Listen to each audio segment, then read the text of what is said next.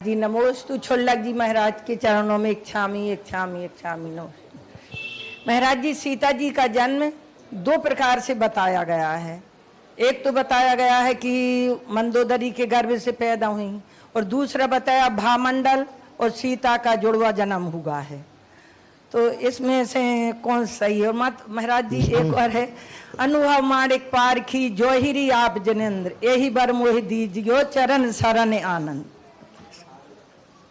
पहली बात तो है सीता का जो जन्म है वो भामंडल और जानकी दोनों का जन्म एक साथ हुआ, यही प्रमाणिक है पद्म पुराण के अनुसार और आगम के अनुसार।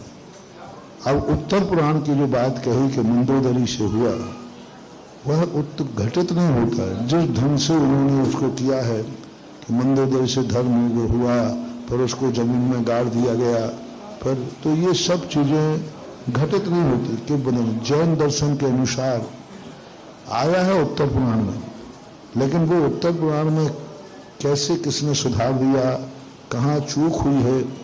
कई बार क्या है, पांडुलिपि करते समय किसी के रूप में इस प्रकार से संशोधन हुआ। उत्तर पुराण का जो कथन है वो जैन आगम के जैन सिद्धांत से घटित नहीं होता है। इसलिए सीता और भामंडल का जो रूप है वही मानना चाहिए, मंदोदरी से नहीं।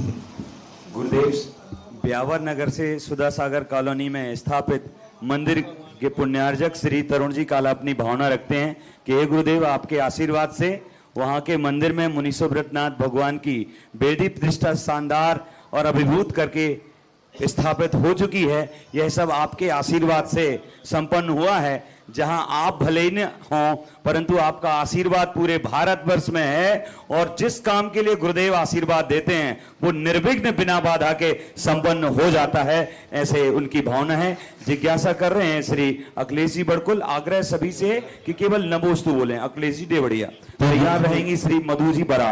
अनुभव माणक पारखी, अनुभव माणक पारखी जोहरी आप जनेन्द्र। अनुभव मानक अनुभव यानी आपने अपने ही अनुभव को, अनुभव से अपनी आत्मा को परखा है। जैसे जौहरी है अपने अनुभव के माध्यम से उसको परख लेता है, ऐसे ही आपने अपने अनुभव के माध्यम से मानक यानी आत्मा को परख लिया है। जौहरी आप जिनेन्द्र, क्योंकि आप जौहरी हैं।